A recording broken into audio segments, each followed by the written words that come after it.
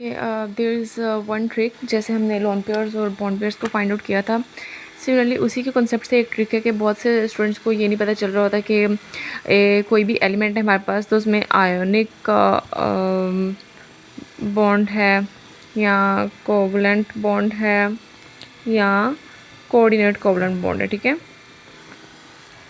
अब इसकी जानने की क्या ट्रिक है। अगर तो एक एलिमेंट आपके पास ऐसा है जिसके अंदर मेटल्स और नॉन मेटल्स के दरमियान बॉन्ड है, तो वो हमारे पास आयनिक बॉन्ड होगा।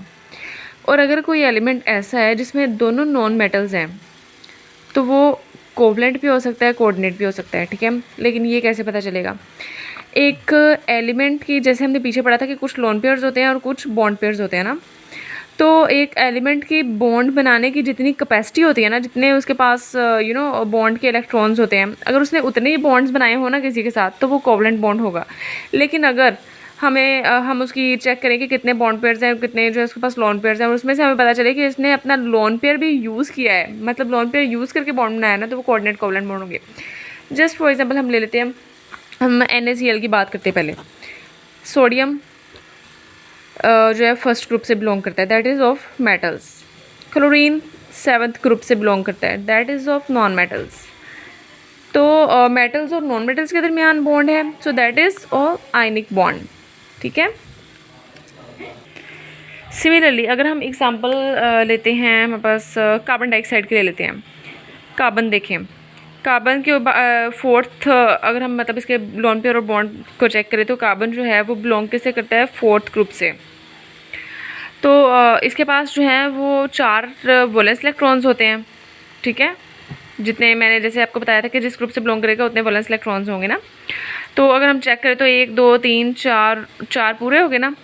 तो अब देखें ऑक्सीजन 2 हैं, ठीक है। ऑक्सीजन हमेशा जो है ना वो 2 बॉन्ड्स बनाता है, जिसके साथ भी बनाता है ना। तो इसने ऑक्सीजन ने कार्बन के साथ भी 2 बॉन्ड्स बनाए होंगे। तो देखें 2 ऑक्सीजन है, मतलब इसने 4 बॉन्ड्स बना लिए अपने, ठीक है। कार्बन ने 2 एक ऑक्सीजन के साथ बना लिए, 2 एक ऑक्सीजन के साथ बना लिए, तो इसके बॉन्ड्स पूरे हो गए। तो मतलब उसने अपने बॉन्ड्स वाले इलेक्ट्रॉन्स को ही यूज़ करके जब ऑक्सीजन के साथ बॉन्डिंग की है, तो दैट इज़ कोवलेंट बॉन्डिंग होगी इसके दरमियान। सिमिलरली CH4 की बात करते हैं हम। कार्बन चौथे ग्रुप से बिलोंग करता है, 4 वैलेंस इलेक्ट्रॉन्स होते हैं, तो वही हमने देख लिया 4 बॉन्ड्स बना सकता है, एक हाइड्रोजन के साथ दूसरा, दूसरे के साथ तीसरा, फिर चौथा, चारों हाइड्रोजन के साथ बॉन्ड बना लिए। तो अपनी कैपेसिटी के अंदर रहते हुए उसने बॉन्ड बनाया ना, तो दैट इज़ कोवलेंट बॉन्ड।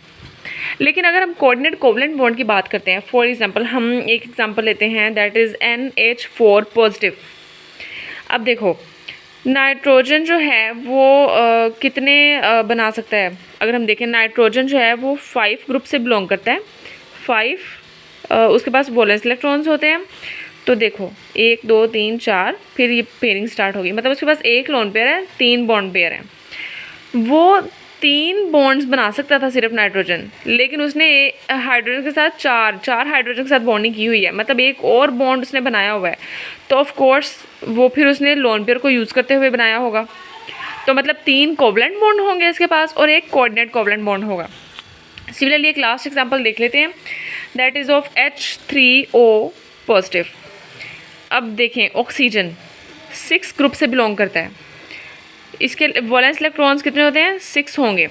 अगर हम चेक करें ऑक्सीजन है 1 2 3 4, तो ऐसे आगे फिर पेयरिंग होनी स्टार्ट हो जाएगी, 5 6, 2 लोन पेयर्स हैं और 2 बॉन्ड्स बना सकता है। एक बॉन्ड इसने 3 हाइड्रोजन है, एक बॉन्ड एक हाइड्रोजन के साथ बना लिया, दूसरा बॉन्ड दूसरे हाइड्रोजन के साथ बना लिया, 2 ही बॉन्ड बना सकता था, लेकिन इसने 3 हाइड्रोजन के साथ बॉन्ड बनाए हुए हैं। मतलब जो तीसरे हाइड्रोजन के साथ इसने बॉन्ड बनाया होगा ना, वो फिर एक लोन पेयर को यूज़ करते हुए बनाया होगा। तो ये 2 तो इसने अपने कैपेसिटी में रह के बनाए ना, तो 2 कोवलेंट बॉन्ड्स हो जाएंगे। लेकिन जो तीसरा इसने बनाया वो लोन पेयर को यूज़ करते हुए बनाया, तो वो कोऑर्डिनेट कोवलेंट बॉन्ड होगा, बिकॉज वो लोन पेयर की शेयरिंग से बना होगा।